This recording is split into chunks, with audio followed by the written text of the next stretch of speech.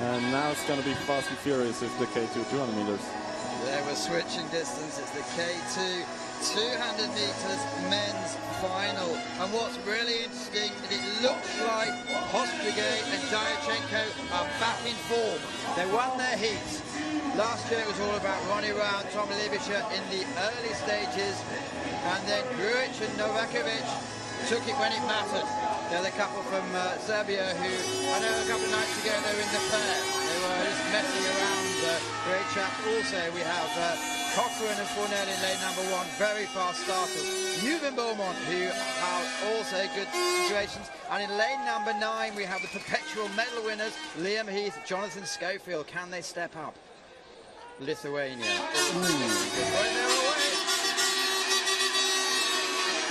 Good start from the Russian. Russia lane 5. Also Germans start well. The bottom is doing well in lane number 5. Well, that's the picture. It's lane number 5 with the Russians. As you can see, they're all in the line, but the Brits at the bottom in lane number 9 are also looking very, very strong. As they come past, it looks like it's too close to call as they come over the line. Well, it could well be the Serbians who took it in the end.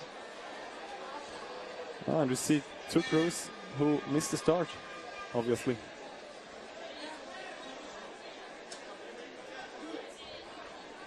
It's lane 1, Canada and Sweden, lane 2. Well, no, and Totka and Molnar from Hungary are supposed to be the winners. It was a false start, so we need to re-race and we will risk. No, did you hear that? It's a false start. It's a false start. So they we just repeat get it. back again. Oh. Oh, what they do now? Well, I guess they do it again. Yeah. So this must be an advantage for lane 1 and 2. Yeah. Oh. So they need to go back totally exhausted after 30 seconds, full of power paddling. Well, that was a good warm-up. Yeah, maybe too good. You see the Serbians in your picture. But when I saw the start, it seemed that something was wrong, yeah. Let's have a quick listen to see what the speaker's saying. 45 minutes time for rest.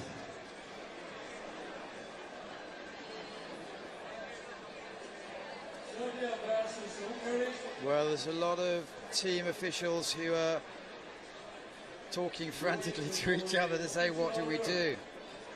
Yeah, I can imagine that there is a lot of confusion now on the water and on the land.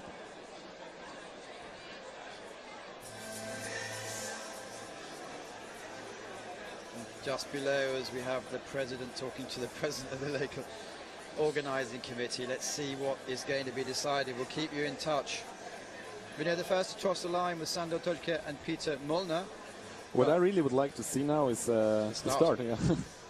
I guess everyone's looking at the same thing. Thank you. No.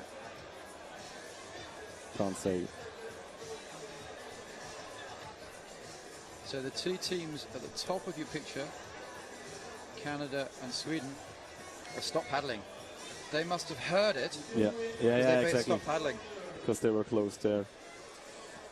And the third team. Information to all the team leaders of K2 200 races. So, final A will be raced at 12 o'clock exactly. The final A of the K2 200 is going to be raced at midday. So that's in that's 45 minutes time. Traditionally, we were going to finish the TV coverage at 12 o'clock. It's going to be interesting to see what they do.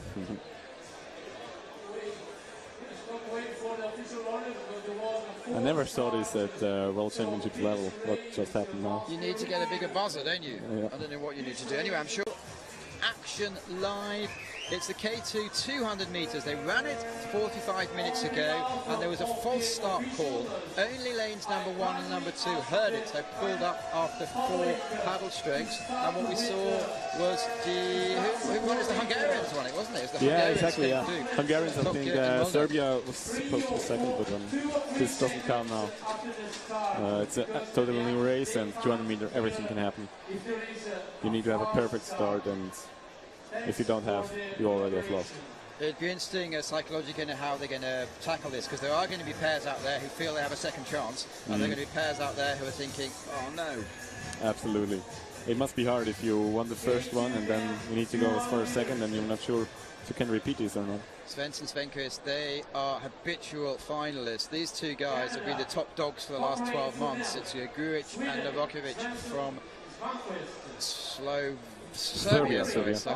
Marko might be joining us a little bit tomorrow. Well, Postugay and Diachenko, they look good in the heats. They are the Olympic champions from the 2013 World. And a couple of years ago, they were well ahead of everyone else, weren't they? Yeah, when 200 meters started, they were just the boat to beat. They were ahead of everybody. But now the fields came together and there are other good crews. So it's an open field now. Lithuania, there again, Lankas and Rauskas make many, many finals. Big blokes there. And we haven't seen yet Ronnie Rao. Yeah, down on lane 8. They're not used to be on the outside lane, I think. But they had a bad start in the semi-finals, saw that. So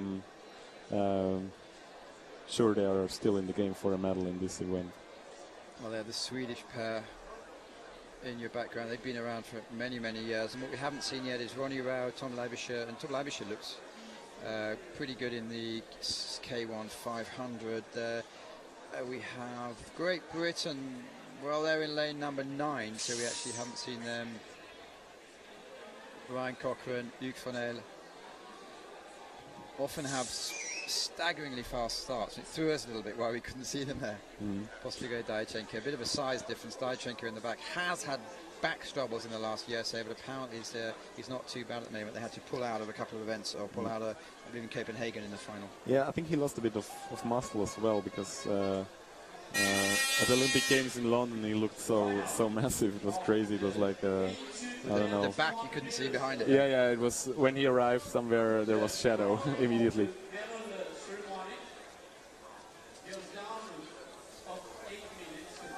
And it's again the top 6 get the quarter places for Olympic Games, so it's all about that. But I'm pretty sure that we cannot see who is in the top 6 before we get the official result.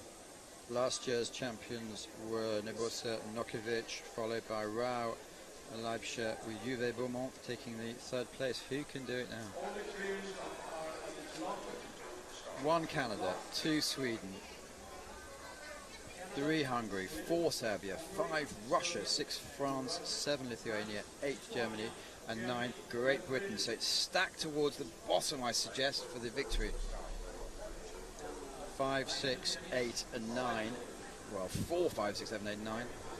And to see how the Hungarians who won the first race, which didn't count, how mentally strong they're going to be.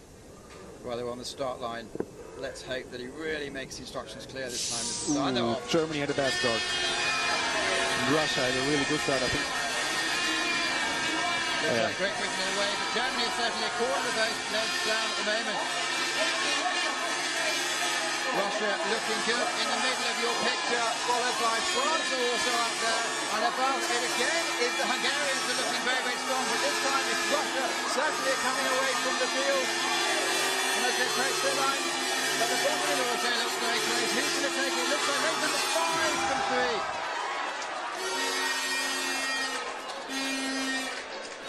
3. Well, they're calling Hungary again. Again? No. Okay. It's possible, but I thought that the Russians made it, but not sure. Yeah. Okay, it's again 31 thousandths of a second. You cannot see this. It's just too close. Look at that. Okay, see that. Number 3. Yeah, it's probably Hungary. It's Hungary, yeah.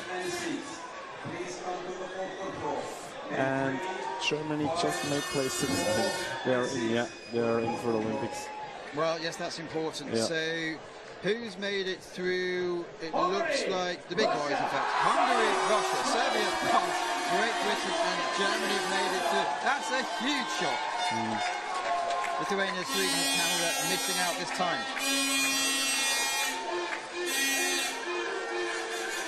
Well, hats off to the Hungarians because they've done it twice in a row. Yep. So they are sure the winners, and they earn it.